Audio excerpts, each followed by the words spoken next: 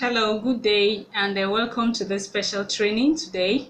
My name is Funke Oyende, and today we are making a handbag. It's called a knot bag, K-N-O-T, knot. It's a Japanese style handbag, and it has one of the handles longer than the other. I'm sure you're going to love the end product. So let me quickly show you the materials we are using.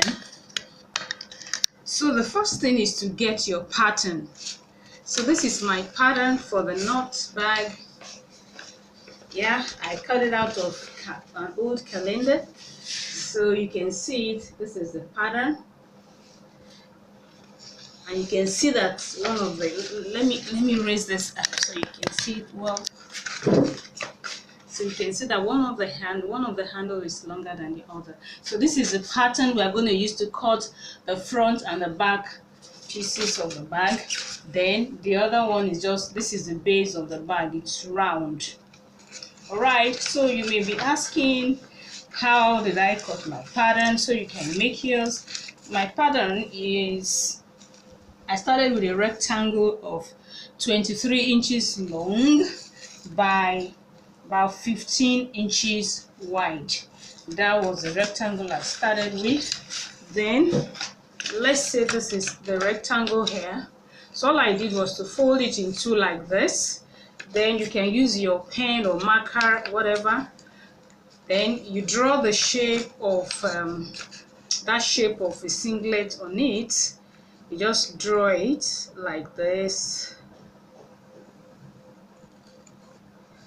and like this. Okay, so you can see it. So this is the inner part and that's the other side. So next I just shape it. I just cut it out. You cut out the shape.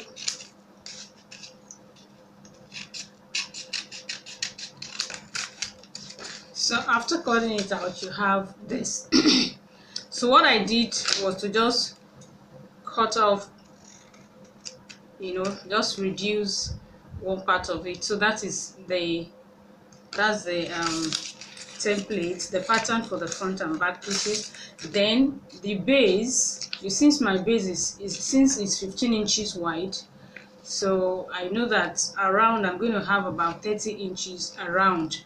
So I now added about 2 inches because I'm going to pipe that base. There's going to be a piping on it, and when you pipe, it's going to become smaller.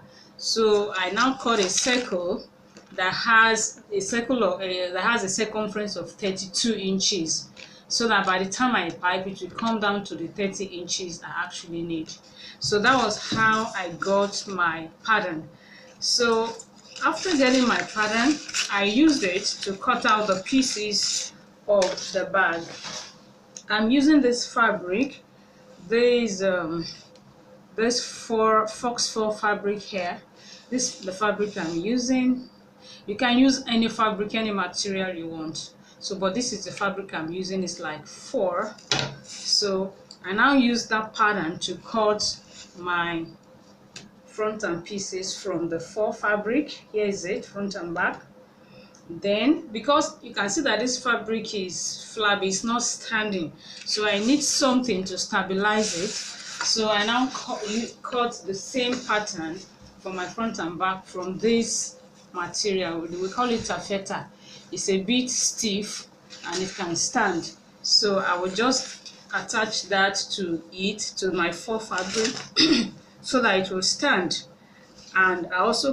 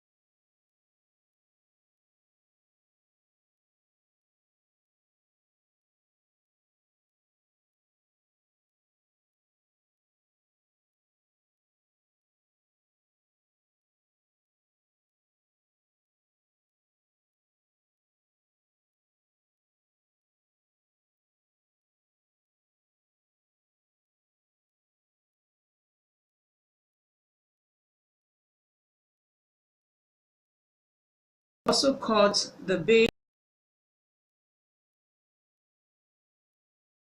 base for the bag, but then this is a lining for the inside part of the bag. This is a lining, so the same size as the front and back pieces, and this is the base for the lining.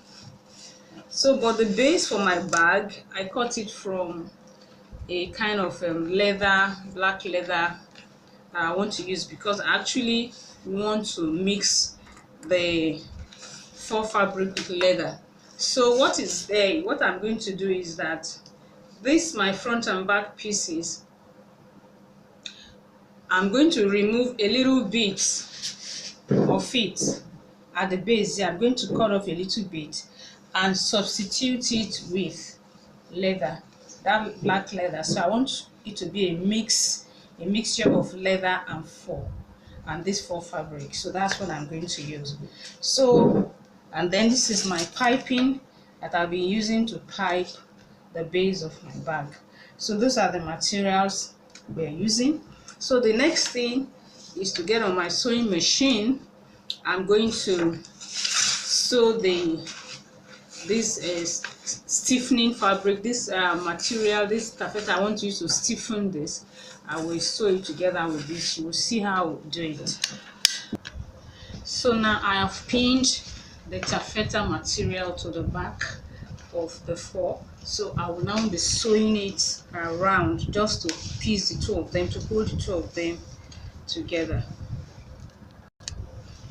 So I have sewn the two pieces together. So this is the back, but this is just one piece, okay? This is just one piece now. The lining will still come on it. But the next thing I want to do now is to add, I told you I will be removing a part of this front and back pieces at the base and replace it with leather, okay? So my leather, the small piece I want to join to it is just 3.5 inches wide and the same 15 inches long. So that means I'll be removing 3.5 inches at the base from the front and the back pieces and replace it with leather, so that I'll have two colors. So after cutting out that base, that 3.5, you can see it's shorter now. So I will just bring my leather and place it on top, right sides facing, and stitch them together at the base. After stitching the first time, I will now turn it down and now top stitch it so that it will lie flat. So here is what I have. Now I've joined the leather to the fur, and I did it for both my front and back pieces. If you like, you can do it for only one, maybe that will just be the front, but I prefer to do it. So I want to use this small rope here to tie a bow that I want to attach to the front of my bag, so the front piece. So as just to beautify it a little bit, so I just use it to form a bow, and I'll stitch it to the middle of the front on top of the black and fur where they meet. So what I'm going to do next is to sew my lining and the body pieces together. So I will just grab my lining, right side facing, and I will sew the lining to the body of the bag around. But before I do that, I want to attach a pocket, inner pocket, to one side of the lining so that I will have an inner pocket. So I just grab a small rectangle of lining fabric. This one is measuring 13 inches long and 6 inches wide. So I'll fold it into two and I'll sew it all around. I'll just leave a small space to turn it right side out. So after sewing it around, this is the small space I've left. So I will now turn it right side out. So you just get your scissors or something long and you push it in and bring it out through that small hole and turn it right side out. So this is what I have. So I will now be sewing this to one of the inner, to one of the lining. I'll just place it on top and I'll sew the 3 sides like this, like this, like this. I will leave the top open. So with the inner pocket sewn in place, so I will now sew it onto the front and back pieces, right side facing, but I will leave the bottom open for turning it out. So after sewing around, I will be turning right side out from the bottom of the front and back pieces. Okay, so this is the end result after turning right side out and stitching the bottom close so that it will not be opening. So I will now sew the the front and back pieces together.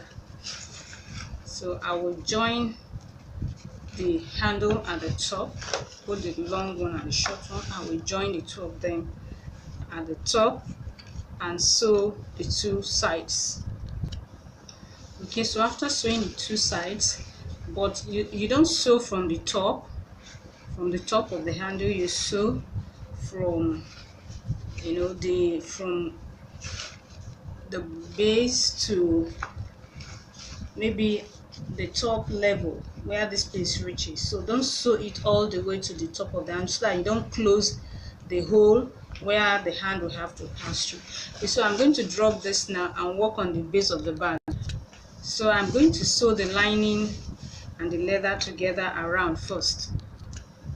Next, I will be sewing my piping to the top of the bag all around, and the top of the base all around. So as I get to the end, to the place I started from, so I'll be using a small leather to close the piping. So I just put it underneath the 2 ends and close it up. So the next thing now is to sew the body and the base of the bag together, right side facing. So I'll bring them together and sew them together. So after sewing it round, the next thing is to get a small piece of taping material and cover all this around for a neat inside. Then I'll turn it right side out. Okay, so after turning right side out, this is the finished bag. So the way it is carried is that you will turn this long handle underneath the shorter one, and this is how you carry it. So I hope to see your own bag. Thank you, Funke Oyende signing off. Bye bye for now.